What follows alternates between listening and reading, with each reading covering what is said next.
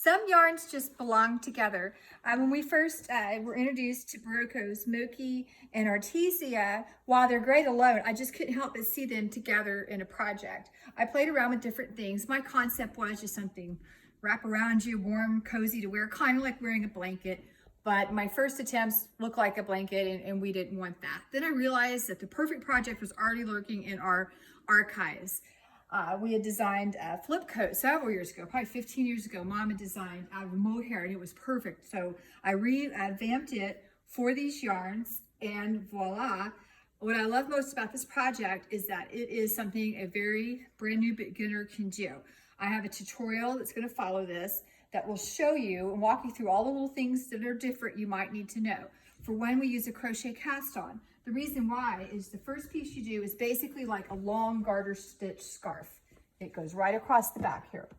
And the cuffs are the cast on and bind off, and we wanted them to be identical and match. And the crochet cast on is the identical match to the pullover bind off that you normally use.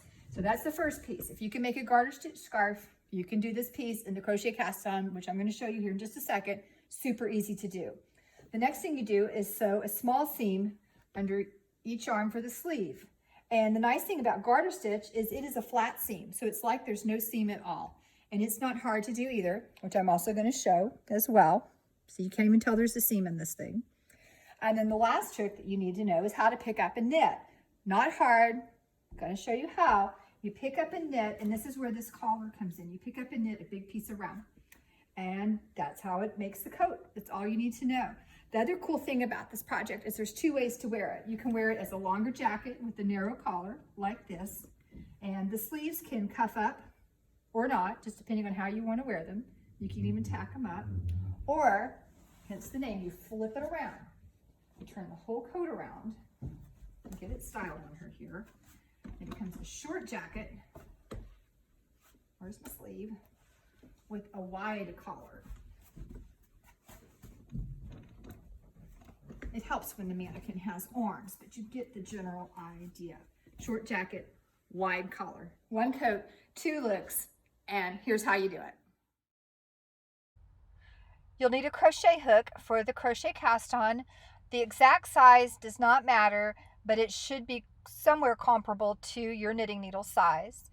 You start with a slip knot, place it on the hook.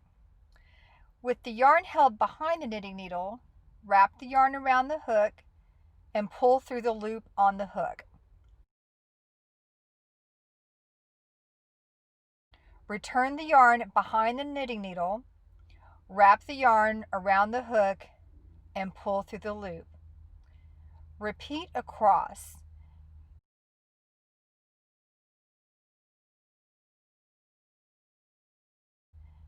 You will want to add one less stitch than the number you are trying to cast on to the knitting needle, and when you get to the end, simply place the loop from the crochet hook onto the knitting needle, forming the final stitch. The crochet cast on is the exact match to the basic pullover bind off, so your cuffs will match.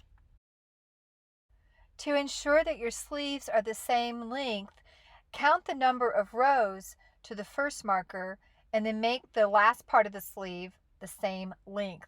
It's very easy to count rows in garter stitch. You can just simply count the number of ridges. Rows of garter stitch can be joined with a flat seam so that no seam appears. However, it is not considered an invisible seam. Therefore, you will need to use the same yarn as the knitting.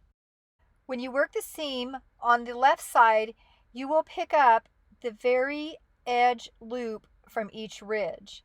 On the right side, you will pick up the lower loop underneath the garter bump that kind of hides a little bit underneath. You'll have to kind of look for it. That side is less apparent. You thread your needle with the yarn, and we'll start on the right, and we'll get that little bump under the head of that garter stitch, and then we get the bigger loop that wraps around the side on the left side. Back to the right side, you kind of find that little loop there, grab it, and then on this side it's the more obvious one.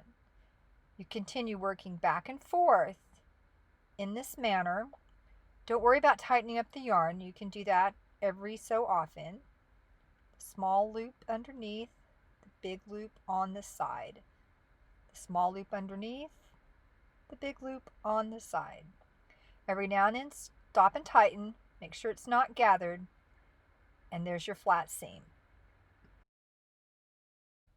The garter stitch fabric makes picking up and knitting stitches very easy to do. You simply pick up one stitch in the space between each ridge, making sure you're one stitch in from the edge. You'll start with a new supply of yarn and insert the needle one stitch in from the edge. Wrap the yarn around the needle and pull a loop through. Go to the next space. Make sure you're using your working yarn and not the tail. It's kind of tricky at the beginning. Take the yarn and wrap it around the needle as if to knit. Pull up a loop.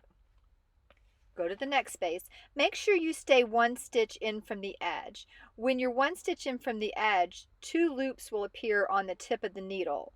If you only have one, you haven't gone in far enough. So make sure you have two. Wrap the yarn and pull through. Continue working along the edge, picking up one stitch in between each ridge space until you reach the end.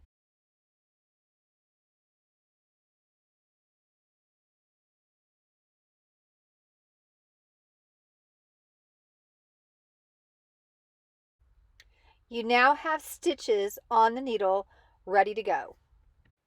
The flip coat pattern, along with how to buy the yarn and several great color combination ideas, are on our website at news.swagnit.com. Just scroll down until you find the flip coat post and it will take you to all of the links.